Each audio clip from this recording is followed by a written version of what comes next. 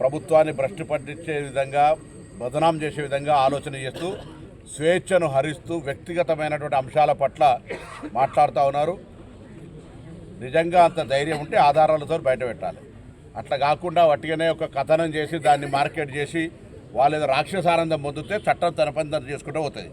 దాని మీద ముసలి కన్నీరు గారుస్తున్న వాళ్ళందరినీ అడుగుతూ ఉన్నా, మీ కుటుంబాలకో లేతే రాష్ట్రంలో పనిచేస్తున్న మహిళా అధికారులకో లేదా జర్నలిస్టులకో సంబంధించి ఎక్కడైనా అటువంటి అపవాదు మోపి వాళ్ళని అవమానపరిచి వాళ్ళ వ్యక్తిగత ప్రతిష్టకు భంగం కలిగి వారికి సంబంధించినటువంటి కీర్తిని వాళ్ళకి సంబంధించినటువంటి అంశాల లోపల నష్టం కలిగజేస్తే చట్టం చూస్తూ ఊరుకుంటుందని ఎట్లా అనుకుంటారు? తప్పు కదా.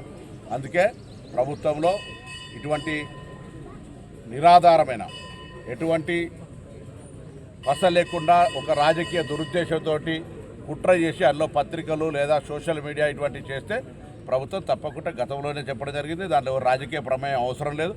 ప్రభుత్వం తప్పకుండా చట్టంలో ఉన్నటువంటి పరిధి ప్రకారంగా కఠిన చర్యలు తీసుకుంటారు. కరెక్ట్గా 2 ఏళ్ల పాలన దానికి చెప్తే పొలిటికల్ కాన్స్పిరెన్సీ ప్రభుత్వాన్ని రాగానే ఇది ఎన్ని రోజులు నడుస్తుంది కూలగొడతామన్నారు. దాని తర్వాత రకరకాల అస్తిత్వాన్ని ప్రభుత్వానికి అస్తిత్వపరిచే ప్రయత్నం చేసినారు. రకరకాల బదనాం చేసే ప్రయత్నం చేసినారు. ఆఖరికి మేము అధికారంలోకి రాకముందు జరిగిన కాళేశ్వరం సంఘటన కూడా మేమే బాంబు పెట్టి పేల్చినామనే అసహనంలో ఉన్నారు. ఎంత ఫ్రస్ట్రేషన్లో ఉన్నారంటే వాళ్ళు ఏం చేస్తున్నారో తెలిసే పరిస్థితి లేదు కాబట్టి ఇటువంటి కథనాలు చేస్తున్నారు. అది వాళ్ళకి మంచిది కాదు. నేరుగా ఇండైరెక్ట్గా ఎవరు దీని అనుకున్నా బరాబర్ తప్పకుండా కఠిన చర్యలకు బాధ్యత వహించాల్సింది.